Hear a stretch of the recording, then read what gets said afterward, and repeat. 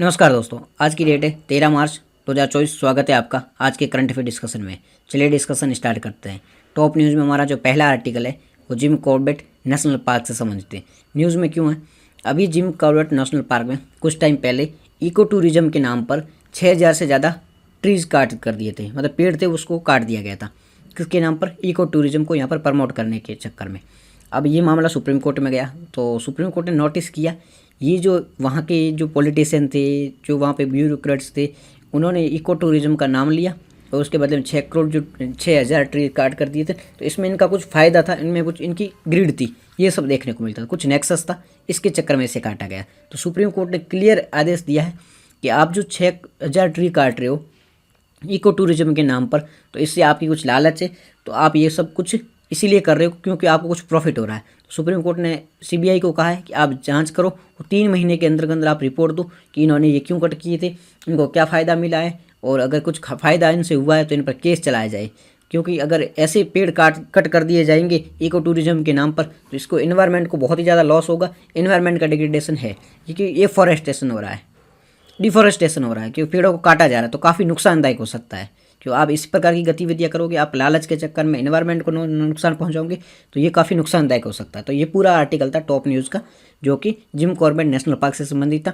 चलते हैं हमारे पहले आर्टिकल की। हमारा पहला आर्टिकल है वो है डेजर्ट स्टैंड ड्यून्स के बारे में। न्यूज़ में क्यों है? न्यूज़ में इसलिए है कि साइंटिस्टों के द्वारा है ना, ये डेजर्ट स्टार ड्यून्स होते हैं, इनकी रिसर्च की गई थी। इसमें पाया जाता है किस प्रकार से फॉर्मेशन हुआ है, इनका क्या क्या फीचर होते हैं, ये सब देखा गया है, इसलिए न्यूज़ में। तो हम देख लेते हैं पहले तो ड्यून्स क्या होते हैं। ड्यून्स क्या होते हैं? रेत के टीले होते हैं। रेत यहाँ पे मिट्टी वाली होती है ना, रेतीली होती है। वहाँ पर जो ये एयर आएगी, मतलब हवा चलेगी, तो ये रेत उड़ के दूसरी जगह जाएगी।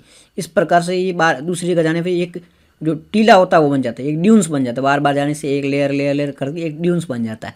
अभी यह है ना, इस जो एयर की आने की जो गति है, एक आने की दिशा है, उसके अकॉर्डिंग है ना, डायरेक्शन के अकॉर्डिंग कुछ इसके फॉर्म बन जाते हैं, कुछ इसके स्ट्रक्चर बन जाते हैं। जैसे कि इस प्रकार से आ रही है तो ये अलग अलग स्ट्रक्चर बन जाएंगी।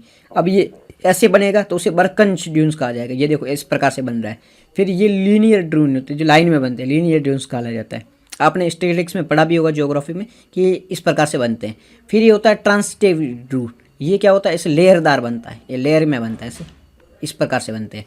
फिर होता है ये पैराबोलिक ड्यून्स होते हैं। फिर इस प्रकार ये बनते हैं स्टार ड्यून। तो अलग अलग फॉर्म में ये जो एयर होती है ना, एयर की दिशा के अकॉर्डिंग, एयर की स्पीड के अकॉर्डिंग, विंड जो होती है ना, विंड की स्पीड के अकॉर्डिंग ये सारे ड्यून्स जो स्ट्रक्चर है वो फॉर्म होते हैं। तो इसी प्रकार ये स्टार ड्यून्स भी बनता है। स्टार ड्यून में क्या, अलग अलग दिशाओं से, इसी दिशा से भी विंड आ रही है, इस दिशा से भी विंड आ रही है, इस दिशा से भी विंड आ रही है, इस दिशा से भी विंड आ रही, तो वो ऐसे फॉर्म में डेवलप हो जाएगा, इसे स्टार ड्यून कहा जाएगा। अभी ये न्यूज़ में क्यों था? क्योंकि इसकी रिसर्च की गई है कि यहाँ ये कैसे बनता है, कि पूरी डिटेल में इसका अध्ययन किया हुआ है, इसलिए पता चलता है। तो स्टार ड्यून के बारे में बात करें तो ये पीरियडिकल फॉर्म में होता है। इसकी हाइट बहुत ही ज़्यादा होती है, ये अलग अलग जगहों पर देखने को मिल जाता है। वर्ल्ड लेवल में जितने भी ड्यून्स हैं उसमें ओनली 10% ये बहुत ही रेयर देखने को मिलते हैं। तो ओनली 10% ही ये ड्यून्स देखने को मिलते हैं। ये देखो, ये रहे स्टार ड्यून्स, ठीक है, इस प्रकार से ये बन जाते हैं अलग अलग शेप में। और अभी ये कहाँ देखने को मिला है? अभी ये मोरक्को में देखने को मिला है स्टार ड्यून, जहाँ पर इसकी रिसर्च हुई है। मोरक्को में ये जगह है ना, इग्रिस चेबी, यहाँ पर ये देखने को मिले हैं। और अभी देखने को तो मिले हैं, बट यहाँ पर जो इसका नाम है ना, वो लाला लिली नाम है। जो ये ड्यून्स है इसका नाम लाला लिली, इस फॉर्म में ये बना है। इसकी रिसर्च की गई है अभी। लाला लिली जो ड्यून्स है, ये देखो ये अलग अलग स्ट्रक्चर में बन रहे हैं। ये है अभी खोज की गई, लाला लिली नाम का है। कहाँ पर ये खोज की गई? ये मोरक्को जो कंट्री है, मोरक्को में सहारा डेजर्ट है, सहारा डेजर्ट में इसकी खोज की गई है। लाला लिली कहाँ पर है? लाला लिली मोरक्को में, जो कि सहारा डेजर्ट का पार्ट है, ठीक है जी। अब इसमें ये काफ़ी कॉम्प्लेक्स होता है, क्योंकि अलग अलग डायरेक्शन से आता है, इसलिए कॉम्प्लेक्स होता है बनने में। विंड की स्पीड वगैरह डिटरमाइन की जाती है। इसमें एक टेक्निक यूज़ की जाती है, जिसका टेक्निक का देखो नाम होता है, वो होता है luminous dating technique. Luminescence dating technique होता है, उसके माध्यम से इसे डिटेक्ट किया जाता है। इस टेक्निक में क्या होता है, देखो ड्यून है वो अलग अलग टाइम में बनेगा। तो एक नीची लेयर है, एक ऊपर लेयर, एक नीचे ऊपर और लेयर है। अब जो भी सनलाइट आएगी वो इस पर पड़ेगी, इस पर बहुत ही कम पड़ेगी नहीं, क्योंकि ये अंदर है। अब जो लुमिनियस टेक्निक होती है उसमें इस पर वो चेक किया जाएगा कि इसने लास्ट जो लाइट कब फेस करी थी। तो इस टेक्निक के माध्यम से इसकी एज डिटेक्ट की जाएगी। मतलब ये जो टेक्निक है, इससे ड्यून्स की एज डिटेक्ट की जाती है कि ये कब बना था और कैसे बना था। कैसे पता चलेगा? पता ऐसे चलेगा, ये जो है वो लाइट फेस करेगी नहीं, एनर्जी फेस नहीं करेगी, तो पता चल जाएगा भाई ये इतना पुराना है, क्योंकि यहाँ पर ये है इसने फेस करे हुए एनर्जी को फेस करिए 100 साल हो गए इसको, तो ये 100 साल पुराना ड्यून से। 900 साल हो गए तो 900 साल पुराना ड्यून है, इसको ऐसे फेस किया जाता है। फिर इसके अलावा ये भी चेक किया जाता है कि विंड की स्पीड कैसी होगी, वहाँ पर एनवायरनमेंट कैसा होगा, वहाँ पर जो क्लाइमेट है वो कैसा होगा, ये सारी चीज़ें भी उसको देखने को मिल जाती है। जब रिसर्च करेंगे तो ये सारी चीज़ें भी आ जाएगी देखने को। उसके अलावा ये कहाँ कहाँ पाए जाते हैं, तो ऐसा नहीं कि ये नामीबिया में देखने को मिला है, ये मोरक्को में देखने को मिला है, जो जिसका भी हम जिक्र कर रहे हैं, ठीक है। उसके अलावा ये चाइना में एक डेजर्ट है, ठीक है, बाबिन जारन डेजर्ट चाइना में है, नामीबिया में नामीब डेजर्ट है, सऊदी अरेबिया में रूब अल खलिन डेजर्ट है, यूएसए में डेजर्ट है, ठीक है, जिसका नाम है नेशनल ये कोलोराडो डेजर्ट है, ये सैंड ड्यून्स है। तो वहाँ पर अलग अलग जगह देखने को मिलता है। अभी बात करें लाला लिली, लाला लिली कहाँ पर था? मोरक्को में था। ये 900 साल पुराना है, इसकी हाइट है 100 मीटर है, काफ़ी चौड़ा है, ये फैला हुआ है, मतलब हाइट 100 मीटर है और ये 700 मीटर चौड़ाई में फैला हुआ है, तो काफ़ी बहुत ही बड़ा डेजर्ट है। तो ये पूरा हमारा आर्टिकल था स्टार डेजर्ट से संबंधित। हमने क्या क्या देखा? स्टार डेजर्ट के बारे में देखा, डेजर्ट की अलग अलग फील देखी, फिर लाला लिली डेजर्ट के बारे में देखा, कैसे इनकी जो भी टेक्निक से इनको फीस किया जाता है, इनकी जो एज डिटेक्ट की जाती है, ठीक है, वो सारी चीज़ें देख ली। चलते हमारे नेक्स्ट आर्टिकल की ओर। नेक्स्ट जो हमारा आर्टिकल है मिथेन सेट के बारे में।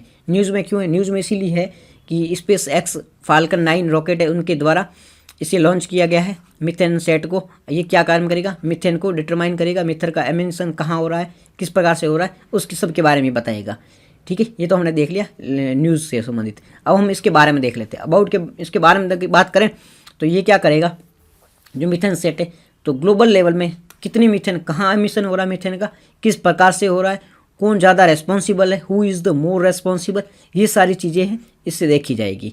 इसका फ़ायदा क्या हो? फ़ायदा ये होगा कि हमें पता चल जाएगी कि एमिशन ग्लोबल लेवल पर मिथेन का एमिशन बढ़ रहा है, कम हो रहा है, बढ़ रहा है तो क्यों बढ़ रहा है, कहाँ पर ज़्यादा बढ़ रहा है, ये सारी चीज़ें देखी जाएगी। अब इसे प्रमोट कौन कर रहा है? तो प्रमोट कर रहा है यूएसबी की एक एजेंसी है, नॉन प्रॉफिटल जो एक एजेंसी है वो इसे कर रही है। नॉन प्रॉफिट एक एजेंसी है जो इसको प्रमोट करने का काम करे। नाम क्या है? Environmental fund defence US based एक एजेंसी, वो इसे प्रमोट कर रही है। किसने डेवलप किया है? डेवलप किया हार्वर्ड यूनिवर्सिटी और न्यूजीलैंड की स्पेस एजेंसी, इसने इसको डेवलप किया है। पार्टनर कौन है? क्योंकि इसमें एआई का भी यूज़ होगा तो गूगल इसकी सहायता करेगा कि इसे कैसे आगे फ्यूचर में काम लिया जा सकता है। गूगल इसका एआई पार्टनर है, ठीक है जी। इसमें हाई रेजोल्यूशन सेंसर लगे होंगे जो इसके बारे में पता लगाएंगे किस प्रकार से ये हो रहा है। सारी जो डेटा है वो इस सेंसर के थ्रू लिया जाएगा। और इसमें जो कैमरे होंगे ना वो काफ़ी बड़ी क्षमता वाले 200 किलोमीटर तक की जांच कर सकते हैं, इतने बड़े इसमें कैमरे लगे होंगे। मिथेन के बारे में बात करें तो मिथेन एक नेचुरल सोर्स के रूप में पाई जाती है। प्राइमरी सोर्स है वो नेचुरल गैस है, मतलब प्राकृतिक गैस के रूप में ये पाई जाती है। और ये जो एमिशन करती है ना, तो ये सेकेंड एमिशन की कॉन्ट्रीब्यूशन में सेकेंड नंबर पर। पहली है CO2 जो 64% कॉन्ट्रीब्यूशन करती है। आप अगर बात करोगे कि जो ग्लोबल लेवल में जो हमारा टेम्परेचर बढ़ रहा है, ग्लोबल वार्मिंग हो रही है, तो ग्लोबल वार्मिंग में सबसे ज़्यादा रेस्पॉन्सिबल कौन सी गैस है? वो सबसे ज़्यादा कंट्रीब्यूशन देती है, तो CO2 है वो सबसे ज़्यादा कंट्रीब्यूशन दे रही है। ये बैड मैनर में कंट्रीब्यूशन, मतलब बैड मैनर में, तो CO2 है वो सबसे ज़्यादा रेस्पॉन्सिबल है। 64% है वो CO2 रेस्पॉन्सिबल है। और ये जो मिथेन के बारे में बात करें ये 16%, मतलब 16% ये मिथेन रेस्पॉन्सिबल है। तो ये सेकेंड नंबर की रेस्पॉन्सिबल गैस है जो कि ग्लोबल वार्मिंग करती है। बट देखो अब सबसे ज़्यादा तो कार्बन डाइऑक्साइड रेस्पॉन्सिबल है, ठीक है, कंट्रीब्यूशन करती है। बट ये मिथेन है ना, ये कार्बन डाइऑक्साइड से काफ़ी लंबे समय तक एनवायरनमेंट में रहती है। अगर देखो CO2 को भी अभी रिलीज़ कर दिया गया और मिथेन को भी अभी रिलीज़ कर दिया गया, तो कार्बन डाइऑक्साइड है वो जल्दी जो वातावरण से है ना नष्ट हो जाएगी, वायुमंडल से जल्दी नष्ट हो जाएगी। बट मिथेन है वो काफ़ी लंबे समय तक वातावरण में रहती है, इसलिए इसका नुकसान और भी ज़्यादा हो जाता है, क्योंकि काफ़ी लंबे समय रहेगी तो काफ़ी लंबे समय तक नुकसान पहुंचाती रहेगी। ये मिनिमम 20 सालों तक ये वातावरण में रहती है। अगर वायुमंडल में एक बार रिलीज़ कर दिया जाए तो ये 20 साल तक वायुमंडल में बनी रहती, तो नुकसान इसका और भी ज़्यादा हो जाता है। अगर 100 साल का एक पीरियड रोल, तो मिथेन है वो कार्बन डाइऑक्साइड से 28 टाइम ज़्यादा नुकसान पहुंचाती है। मतलब अभी दोनों रिलीज़ होगी तो 100 वर्षों में ये 28 टाइम ज़्यादा कार्बन डाइऑक्साइड से ज़्यादा नुकसान पहुंचाती है। तो इसका नुकसान बहुत ही ज़्यादा होता है, बिकॉज की ज़्यादा समय तक रहती है। ये देख लो 16% ये ज़्यादा दूसरा सबसे बड़ा योगदान करता है, 80 गुना ज़्यादा ये डेंजरस है। और 20 सालों की बात करें तो कार्बन डाइऑक्साइड से 28 टाइम ज़्यादा नुकसानदायक हो सकती है, क्योंकि काफ़ी लंबे समय तक एनवायरनमेंट में बनी रहती है। 64% कार्बन डाइऑक्साइड रेस्पॉन्सिबल है ग्लोबल वार्मिंग में, 16% ये मिथेन है और बाकी अलग अलग गैसें हैं। और एमिशन की बात करें कि सबसे ज़्यादा एमिशन किस सेक्टर में होती है, तो लाइव स्टॉक सेक्टर है ना, उसमें 31% ये एमिशन होता है। बाकी ऑयल एंड गैस में 21% होता है, लैंडफिल में इतना परसेंट होता है। ये आप याद रखना, यूपीएससी डायरेक्ट क्वेश्चन पूछ सकता है कौन सा सेक्टर ज़्यादा रेस्पॉन्सिबल है, कौन सी गैस ज़्यादा रेस्पॉन्सिबल है। तो CO2 तो आप बता दोगे, इसमें कन्फ्यूज हो जाओगे। और यहाँ पे भी ये बता दोगे कि आप लाइव स्टॉक सेक्टर उसे नंबर 1 पे कभी नहीं मान पाओगे, तो वहाँ पे भूल जाते हैं मेन एग्जाम में। तो लाइव स्टॉक सेक्टर है वो 31% रेस्पॉन्सिबल है। बाकी जो है वो अलग अलग है, लाइव स्टॉक सेक्टर है वो सबसे ज़्यादा रेस्पॉन्सिबल है, 31% है। बाकी 20% 21% अलग अलग ऐसे हैं। ठीक है जी, अब हम चलते हैं हमारे नेक्स्ट आर्टिकल की ओर। हमारा जो नेक्स्ट आर्टिकल है वो संगीत नाटक अकादमी अवार्ड के बारे में। ठीक है, न्यूज़ में क्यों है? न्यूज़ में इसीलिए है कि हमारे अभी प्रधानमंत्री जी द्वारा 94 जो आर्टिस्ट थे उनको ये अवार्ड दिया गया है 2022-23 के लिए, इसलिए ये न्यूज़ में। अब हम बात कर लेते हैं संगीत नाटक अकेडमी के बारे में। संगीत नाटक अकेडमी है वो एक अपेक्स बॉडी है। अपेक्स बॉडी किस क्षेत्र में अपेक्स बॉडी है? ये जो हमारे डांस फॉर्म होते हैं, परफॉर्मिंग आर्ट होती है, म्यूजिक होती है, डांस होते हैं, ड्रामा होते हैं, इनको प्रमोट करने के लिए, इनको प्रिजर्वेशन करने के लिए, ठीक है, इन सब के क्षेत्र में ये एक अपेक्स बॉडी है। तो संगीत नाटक academy it is a apex body field performing art country में प्रिजर्वेशन प्रमोशन ऑफ डांस है, कल्चरल इवेंट्स है, और जो भी ड्रामास है इन सब को प्रमोट करने के लिए ये एक अपेक्स बॉडी है। अपेक्स बॉडी आपको समझ में आ गया? इस्टेब्लिश इसे कब किया गया था? 1953 1953 में इसे स्थापित किया गया था। ये याद रखना, 1953 में इसे स्थापित किया गया था। क्या ये एटोनॉमस बॉडी है? ये एक स्वायत्त संस्था है। स्वायत्त संस्था क्या होती है? इंडिपेंडेंट बॉडी होती है। कौन सी मिनिस्ट्री के अंतर्गत आती है? ये कल्चरल मिनिस्ट्री के अंतर्गत आती है। ये एक ऑटोनॉमस बॉडी है और कल्चरल मिनिस्ट्री के अंतर्गत आती है। 1953 में इसे एस्टैब्लिश किया गया था। न्यूज़ देख लो हिंदी में, राष्ट्रपति द्वारा ये अवार्ड दिए गए हैं। 94 जो कलाकार थे इनको दिया गया है। और ये एक अपेक्स बॉडी है जो कला वगैरह क्षेत्र में काम करती है। ठीक है, स्थापना 1953 में हुई थी, संस्कृति मंत्रालय के अंतर्गत आती है। ये एक स्वायत्त बॉडी है, मतलब स्वायत्त संस्था है। ठीक, चेयरमैन कौन होता है? चेयरमैन जो होता है ना, उनको राष्ट्रपति जी द्वारा, प्रेसिडेंट ऑफ इंडिया द्वारा इसे अपॉइंट किया जाता है। इनके चेयरमैन को टर्म कितनी होती है? 5 ईयर इनकी टर्म होती है। 5 सालों के लिए प्रेसिडेंट ऑफ इंडिया द्वारा इनको अपॉइंट किया जाता है। और ये क्या करते हैं? ये काउंसिल होती है, उसके थ्रू अवार्ड दिया जाता है। ये जो अवार्ड है 1952 से काउंसिल के द्वारा ये अवार्ड दिए जा रहे हैं। और किन किन को दिए जाते हैं? म्यूजिक है, डांस है, ट्राइबल्स आर्ट्स है, इन सब के फील्ड में अवार्ड दिए जाते हैं। अवार्ड में क्या दिया जाता है? अवार्ड में 1 लाख रुपीज़ दिए जाते हैं और साथ में अंग वस्त्र में ये ताम्रपत्र वगैरह ये सारे दिए जाते हैं। देखो 2 प्रकार के दिए जाते हैं, एक तो फेलोशिप अवार्ड दिया जाता है, ठीक है, और एक दिया जाता है नॉर्मल अवार्ड। 2 दिए जाते हैं, फेलोशिप अलग होता है, अवार्ड अलग होता है। फेलोशिप तो बहुत विशेष काम करने के लिए दिए जाते हैं, अवार्ड है वो नॉर्मल काम करने के लिए दिए जाते हैं। तो अवार्ड में आपको 1 लाख रुपये दी जा रही है, फेलोशिप में 3 लाख रुपये दिए जाएंगे, और अवार्ड में ताम्रपत्र और अंग वस्त्र इसमें भी दिए जाएंगे, वो इसमें भी दिए जाएंगे। एज अलग अलग होती है। एज क्या होती है? फेलोशिप में जो एज होती है ना वो कम से कम 35 वर्ष होनी चाहिए, और जो अवार्ड है उसमें मिनिमम एज है वो 50 वर्ष होनी चाहिए। फेलोशिप में 40 अवार्ड दिए जाते हैं और जो अवार्ड है उसमें 41 अवार्ड दिए जाते हैं। तो ये चीज़ें आप दोनों में अंतर ध्यान रखना। ये देखो फेलोशिप, यहाँ पे बात हो रही फेलोशिप, संगीत नाटक फेलोशिप अवार्ड, ये किसी भी चीज़ किसी को भी बिना रेस वगैरह सब बिना भेदभाव के दिए जाते हैं। 3 लाख रुपये अवार्ड दिए जाते हैं। विशेष कार्य को करता है उनको ही दिए जाते हैं। और इसमें 40 अवार्ड दिए जाते हैं। देखो हमने बात करी थी, इसमें 40 दिए थे और अवार्ड में 41 दिए जाते हैं। एज, अवार्ड में एज क्या होनी चाहिए? मिनिमम 50 होनी चाहिए, और फेलोशिप में मिनिमम 35 एज होनी चाहिए। तो ये दोनों में थोड़ा बहुत अंतर दे रखा है, ये भी आप याद रखना। ठीक है जी। और ये जो हमारी संगीत नाटक अकेडमी है उनके द्वारा कुछ डांस फॉर्म है उनको, 9 डांस फॉर्म है उनको, ये जो क्लासिक डांस है उसका स्टेटस दिया गया। 9 डांस है उनको क्लासिक डांस का स्टेटस दिया गया है। किसने दिया? संगीत नाटक अकेडमी द्वारा दिया। कौन कौन से डांस फॉर्म है उनको संगीत नाटक अकेडमी द्वारा क्लासिक डांस का स्टेटस दिया गया? तो पहले भरतनाट्यम तमिलनाडु, कथक नॉर्थ इंडिया, कथकली केरला, कुचिपुड़ी आंध्र प्रदेश, मणिपुर ओडिसी ओडिया केरला, फिर सत्यम, फिर छाऊ अलग अलग डांस फॉर्म होती है। जैसे मयूरभंज छाऊ डांस है, फिर एक अलग अलग डांस होता है, वेस्ट बंगाल में अलग होता है, तो झारखंड में अलग होता है। तो ये सारी चीज़ें आप याद रखना। तो ये हमारा पूरा आर्टिकल था संगीत नाट्य अकेडमी से संबंधित। चलते हैं हमारे नेक्स्ट आर्टिकल की ओर। नेक्स्ट जो आर्टिकल है वो आसियान फॉर्म के बारे में। न्यूज़ में क्यों है? आसियान फॉर्म ने अभी ऑस्ट्रेलिया के साथ में एक डील साइन की है जिससे भारत का ट्रेड है वो आसियान के साथ कम हो सकता है, इसलिए ये न्यूज़ में। अब हम आसियान के बारे में बात करें, आसियान एक इंडिविजुअल ग्रुप है इनके बारे में। तो एक साउथ ईस्ट एशियन नेशन का एक ग्रुप है, ठीक है। ये एक इंटर गवर्नमेंटल और ऑर्गेनाइजेशन है। यहाँ के जो गवर्नमेंट है उन्होंने मिलकर बनाया। तो ये एक इंटर गवर्नमेंटल ऑर्गेनाइजेशन जो कि साउथ एशियन नेशन की है। कौन कौन से इसमें देश शामिल है? इसमें है लाओस है, इंडोनेशिया है, ब्रूनई है, सिंगापुर है, फिलीपींस है, मलेशिया है, थाईलैंड है, कम्बोडिया, म्यांमार है, वियतनाम है। ये सारे देश हैं, मतलब टोटल इसमें 10 देश है। अभी है ना ईस्ट तिमोर है, उसके शामिल होने की बात चल रही है ईस्ट तिमोर की, बट वो अभी शामिल हुआ नहीं है। अभी इसमें 10 ही देश है, ये चीज़ याद रखना। ईस्ट तिमोर अभी शामिल हुआ नहीं है, अभी इसमें 10 देश है। ये सारे देश है, इसके नाम याद रखना कि नाम यूपीएससी पूछ सकता है कौन सा देश है। ऑलरेडी इस पर क्वेश्चन पूछ भी चुका है, हिंदी मीडियम देख लो। 10 आसियान देशों का समूह है, इसकी डील हुई है इसलिए न्यूज़ में था। आसियान एक एसोसिएशन है आसियान कंट्रीज़ का, इंटर गवर्नमेंट अंतर सरकारी संगठन है।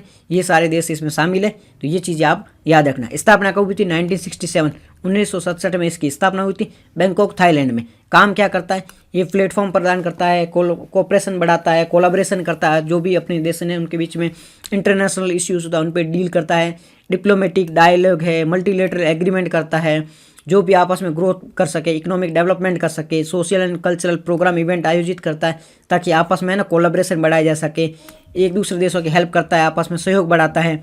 ये सारी चीज़ें की जाती है। भारत और आसियान के बारे में बात करें तो आसियान है वो भारत का 4th लार्जेस्ट पार्टनर है। मतलब भारत है ना जितना भी अपना ट्रेड करता है उसमें चौथे नंबर पर आता है आसियान आता है, कि आसियान के साथ में 4th लार्जेस्ट एरिया में ये कोलैबोरेशन करता है, यानी ट्रेडिंग पार्टनर है। भारत आसियान भारत का 4th लार्जेस्ट ट्रेडिंग पार्टनर है।